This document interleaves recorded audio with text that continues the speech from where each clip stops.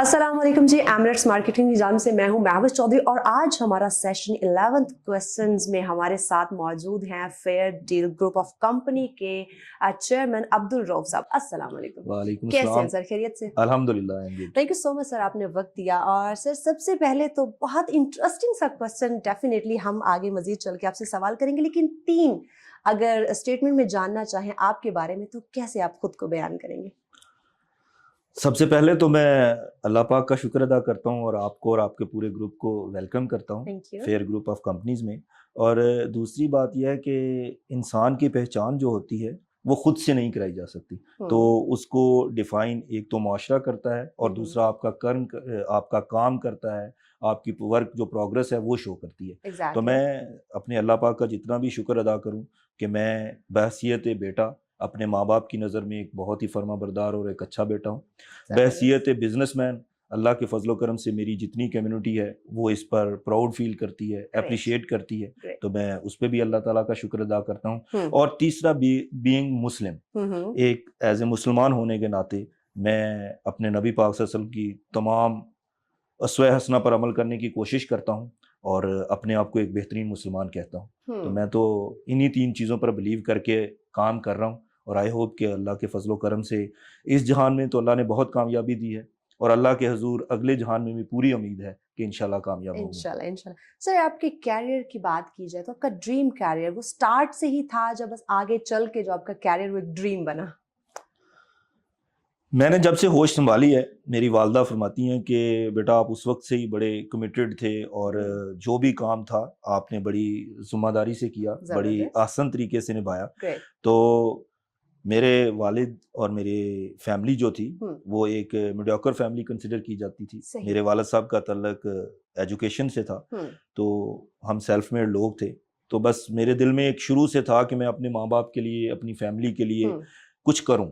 तो अल्लाह पाक ने एक सबब बनाया और एक एफर्ट्स करते करते करते पाकिस्तान के कैपिटल में आ गए। और मेरी कैपिटल में एंट्री तो as a mechanical engineer Pakistan atomic energy commission में जॉब के सिलसिले में हुई थी। लेकिन कुछ ही सालों बाद मैंने महसूस किया कि मुझे बिजनेस में आना चाहिए, तो मैंने बिजनेस को चूज किया और बिजनेस भी अल्लाह के फजल से वो मिल गया कि मैंने थोड़ा सा सर्च किया तो दुनिया में या आईटी में ग्रोथ हो रही थी या रियल स्टेट के सेक्टर में। तो पाकिस्तान में रियल स्टेट के सेक्टर में बहुत काम होने वाला था। हमारे पास एक कोई इंडस्ट्री नहीं थी, हम कोई एक रेगुलर किसी अथॉरिटी के अंडर काम नहीं कर रहे थे। तो मैंने सोचा कि यहाँ पर आपके पास अपॉर्चुनिटी है, आप रेवेन्यू भी अच्छा गेन कर सकते हैं और अपने मुल्क पाकिस्तान की खिदमत भी कर सकते हैं। तो देन मैंने इस फील्ड को चूज किया। अच्छा सर, आपकी कंपनी फेयर डील की हम बात करें तो स्टार्ट में आपकी कंपनी को कोई फाइनेंशियली प्रॉब्लम फेस करनी पड़ी? ऑफ कोर्स, जब एक आप सेल्फ मेड कोई चीज़ बिल्ड करते हैं, आपकी कंपनी जो है उसकी कोई बैकग्राउंड नहीं होती या आपको विरासत में नहीं मिली होती, आपने हर चीज़ को खुद डिज़ाइन करना होता है, तो उसमें प्रॉब्लम ज़रूर आते हैं। तो मैं आपको एक चीज़ बताऊं कि जब आपका अज़्म और आपका यकीन पुख्ता हो तो मंजिल आपको मिल जाती है। तो मैं इसमें अपनी पूरी टीम को खराज तहसीन भी पेश करता हूँ, उनको ये क्रेडिट भी देता हूँ कि मैंने उनके साथ अगर दिन रात काम करने का बोला है तो किसी ने मुझे यानी कि रिफ्यूज नहीं किया, वो मेरे साथ शाना बशाना चले। और आज भी अल्हम्दुलिल्लाह जो मेरे कॉलेज फेलो थे या मेरी जॉब कंपनी जब मैंने स्टार्ट की तो डे फर्स्ट के जो मेरे साथी थे वो आज भी मेरे साथ हैं। तो ये सारा क्रेडिट उन्हीं को जाता है। जबरदस्त। अच्छा सर, अब्दुल रऊफ साहब की अगर हम बात करें, कंपनी से हट के उनको जानना चाहें तो रियल में वो कैसे है?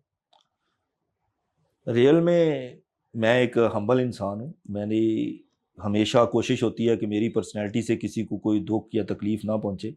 मैं केयर करता हूँ लोगों की और मैंने जिस तरीके से बताया कि मेरी बिजनेस के पीछे भी या जिस तरीके से मैंने अपनी फैमिली बैकग्राउंड आपको बताया है मैरिज, तो हमेशा एक ही कोशिश रही है कि लोगों को फैसिलिटेट किया जाए। और मैं बिलीव करता हूँ कि जिस तरीके से हकूकुल आबाद हैं तो उसकी एक बड़ी अहमियत है हमारे इस्लाम में। अगर आप थोड़ा सर्च करते हैं, दोनों जहानों का जब आप कंपैरिजन करने की कोशिश करते हैं तो आपको अपनी अगले जहान की कामयाबी वो तभी पॉसिबल नजर आती है जब आप लोगों की केयर करते हैं। तो बस मैं उसी को लेकर चल रहा हूँ और मुझे अपने अल्लाह पे बड़ा यानी कि भरोसा है कि जिस तरीके से अल्लाह मुझसे काम ले रहे हैं اس میں بحیثیت انسان میں اپنے آپ کو یعنی کہ بڑا بہتر سمجھتا ہوں. زبردست. اچھا عبدالرؤف صاحب، اگر ریئل اسٹیٹ کی بات کریں، جب آپ اس میں انٹر ہوئے، جب آپ نے سوچا کہ مجھے ریئل اسٹیٹ بزنس کی طرف جانا چاہیے، تو آپ کا پہلا خیال، پہلی سوچ کیا تھی؟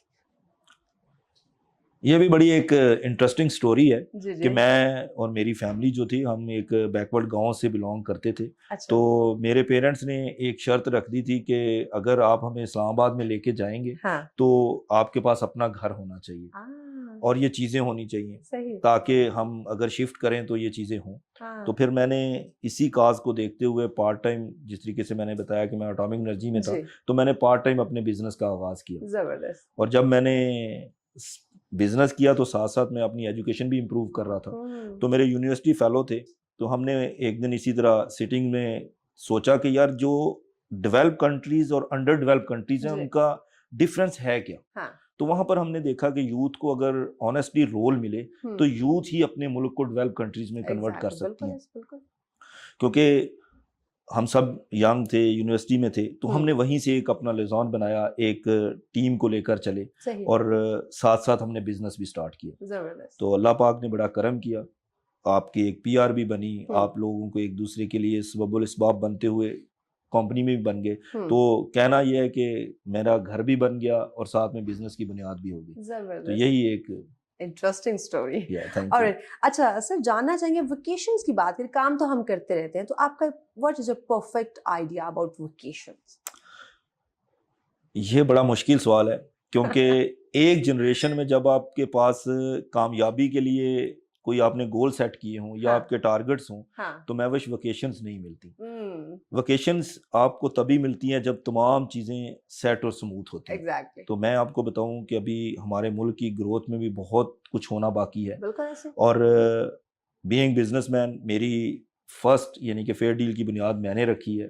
تو میں یہ چاہتا ہوں کہ اس میں جتنا کام کر سکیں، جتنے میرے ٹارگٹس ہیں یا جو میرے گولز ہیں، کم سے کم ان کو اچیو کرنے کے لیے مجھے زیادہ ٹائم دینا پڑتا ہے. تو میں ویکیشنز پہ اتنا زیادہ بلیو نہیں کرتا، لیکن فیملی ٹائمز یا آپ کہہ لیں کہ آپ کی باڈی کو ایک ریسٹ ٹائم چاہیے ہوتا ہے، تو اس میں زیادہ تر تو اپنا ٹائم سو کے گزارتا ہوں. اور دوسرا یہ ہے کہ فیملی ٹائم کے لیے آپ ویکیشنز میں وزٹ بھی کرتے ہیں. تو اس بزنس سے پہلے میں نے بہت ساری دنیا بھی دیکھی ہے، اپنے ملک کو بھی بڑی اچھی طریقے سے اسکریچ کیا، لیکن جب سے میں نے بزنس چوز کیا تو ویکیشنز بہت کم کی. اچھا سر، کبھی فیئر ڈیل کو انفیئر ڈیل کا سامنا کرنا پڑا؟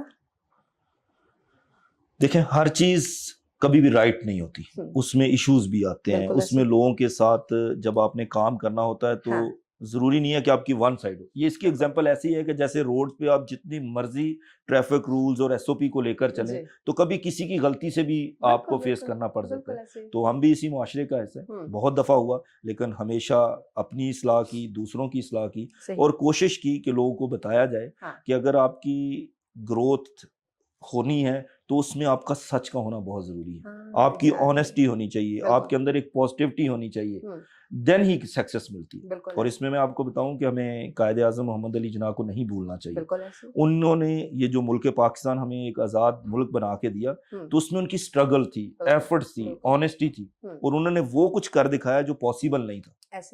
تو بس یہی چیزیں ہیں جس کو ہم لے کر چل رہے ہیں. زبردست. سر، ریئل اسٹیٹ کو فیوچر میں آپ کہاں دیکھ رہے ہیں؟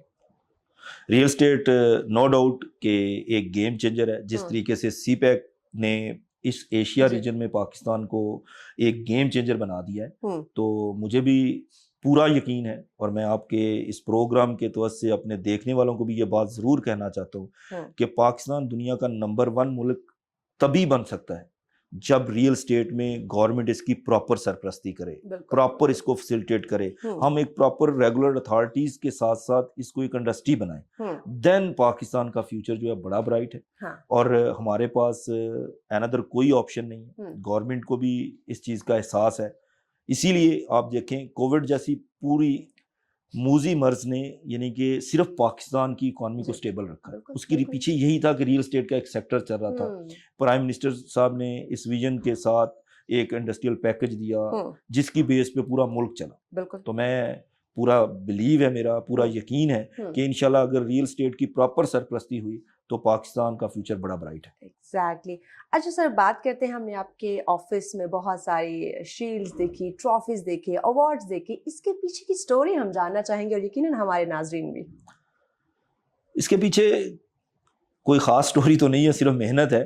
اور میں نے آپ کو بتایا کہ میں نے جب اپنا فیلڈ چوز کیا تو اس ٹائم مجھے اس چیز کا پورا احساس تھا کہ ریئل اسٹیٹ کے شعبہ میں بہت کام ہونا باقی ہے. تو میں نے جس طریقے سے 2015 میں 16 میں پاکستان میں اللہ پاک نے مجھ سے کام لیا کہ میں نے آل پاکستان فیڈریشن جو آج ہے اس کی بنیاد رکھی. پہلا اجلاس کنونشن میں نے اسلام آباد میں کیا اور 2015-16 میں ہم نے FBR ویلیویشن کر کے ایک ٹرینڈ سیٹ کیا. پھر انٹرنیشنل اور نیشنل ہم نے جتنے بھی بڑے کنٹریز ہیں ان کے ساتھ اپنے بزنس کو پروموٹ کیا اور جو بڑے شہر ہیں ان کے ساتھ بزنس کو لے کر چلے. تو بس انہی کامیابیوں کے نتیجے میں یہ ٹرافیز ہیں.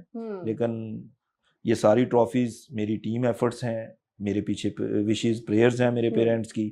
اور میں آپ کو بتاؤں کہ ہر اس بندے کے لیے بڑی اپرچونٹی ہے، بڑے اللہ پاک نے اس میں رزق رکھا ہے کہ جو بندہ صدقے دل سے کام کرے تو اس کے لیے بڑی آسانی ہے. کوئی شک نہیں. سر، ہمارے ناظرین کے لیے کوئی میسج؟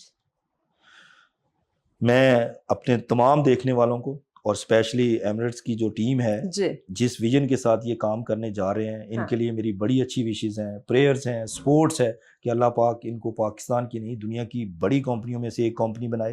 اور دوسرا، جو میرے ویورز دیکھنے والے ہیں جو مجھ سے پیار کرتے ہیں ان کو میں ایک ہی چیز کہنا چاہتا ہوں کہ اپنا کام پورا ایمانداری سے کریں. اور جو ایک ریل اسٹیٹ کا کنسیپٹ بنا ہوا تھا جو کہ اب بہت کم ہو گیا ہے کہ یہاں پر لوگ جو ہیں وہ سچ نہیں بولتے، چیٹنگ کرتے ہیں، اس کو بری طرح کنڈیم کریں. اور ٹوٹل سکسیس آپ کی جو ہے وہ آپ کی آنیسٹی سے ہے، آپ کی ایمانداری سے ہے، آپ کی لائلٹی سے ہے اور سچ بولنے سے.